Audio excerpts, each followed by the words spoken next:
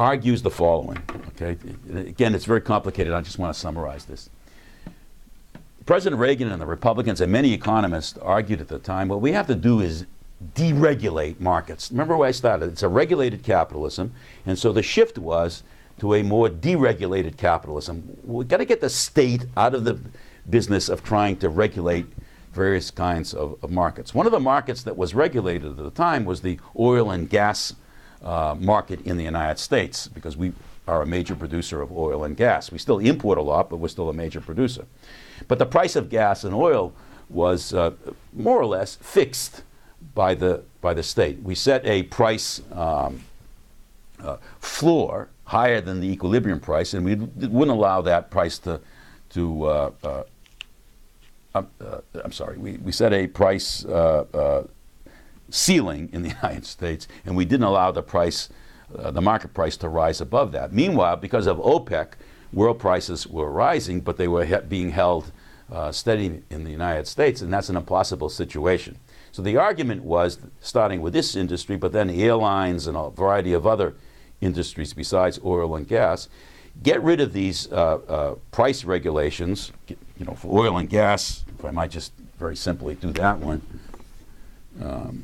The price of oil and gas, of energy in the United States, we were over here. So the government was setting this particular price ceiling and not allowing the prices to rise above that, okay, and creating thereby an excess demand, whereas world prices were rising. So the argument was, get rid of this. Let the world prices, this is the new demand, let the world price rise. So, and that's what happened in the airline industry, the oil and gas, and a variety of other industries across the United States which had been regulated. So let the prices of these things rise. And then the argument there was, which comes from neoclassical economic theory, which in a sense was elected to office with President Reagan. So the Keynesian theory, which had been hegemonic, started to erode. The neoclassical theory, the theory of markets, started to become hegemonic. And there the argument has always been that if you allow the prices to rise in the short run, then hopefully that will stimulate two things. It'll stimulate existing firms to expand their supply and new firms to enter the industry because of the higher potential profits that they can earn, or profit rate that they can earn. And that will then shift the supply curve to the right for those two reasons, and the price will fall as the short run turns into the intermediate and the long run. And in fact, that's what happened, I think, in the oil industry.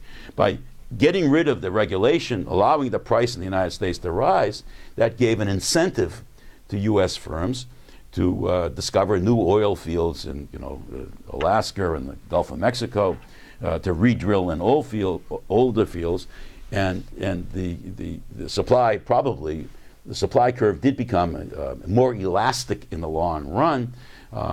So there was a good deal of increased supply of oil, and that put tremendous pressure on OPEC. So in real terms, the price of oil fell.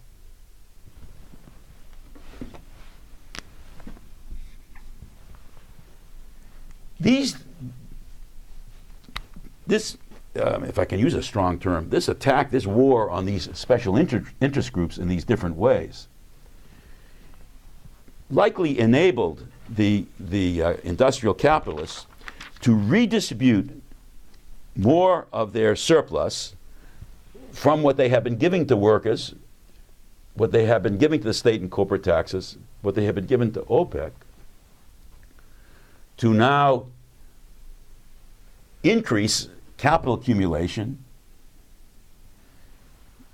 to spend more in research and development for new kinds of products, okay, which would embody more surplus value. They had more also for mergers. They could buy each other up and become larger, and with the idea that they would be able to increase their productivity in so doing.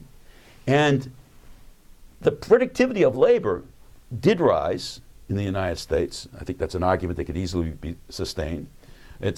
New technologies were developed. That's the computer revolution. To make a long story short, the United States stopped losing as much super profit as it did before, as there was a recovery in the automobile industry, recovery in the steel industry, and new industries arose. Why? Because in part the United States was a place in which the price of labor power in real terms had fallen. Okay, so if corporate taxes had fallen, it became a favorable place to produce precisely because of this attack. So let me give you an example of this over here. One of the, remember if you go back, we did average cost was very important. If you remember, this average cost was C plus V divided by UV. One of the variables that became very important in terms of discussions in the United States was something called unit labor costs, which was the price of labor power divided by the productivity of labor in our terms. So you take the price of labor power, and the argument was that this was too high in the United States in the after World War II, okay? That the price of labor power was high and the productivity was low.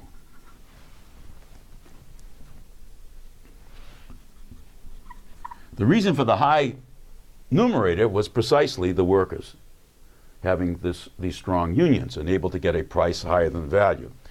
The reason for a low denominator, because the capitalists didn't have the wherewithal to accumulate new machines, embodying new technology, and hence the productivity was too low. The automobile companies had to pay higher prices to the UAW workers because of the strong union there, and the productivity of those automobile workers was too low, okay, because the capitalists in the automobile industry didn't have sufficient left to invest in new kinds of plant and equipment because they were being hammered by these three demands added to their other subsumed class payments.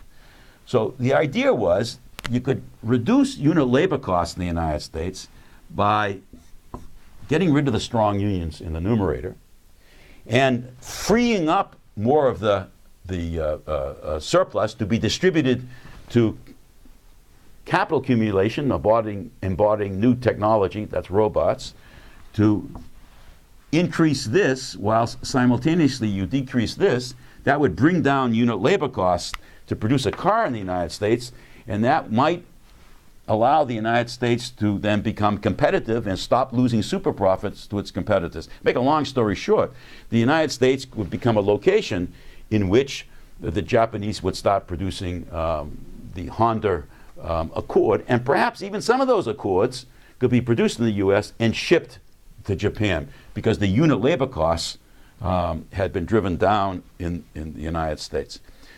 I want to continue this story and finish up next time about what happened to American capitalism by telling you about a number of consequences on U.S. capitalism. And I shall stop there.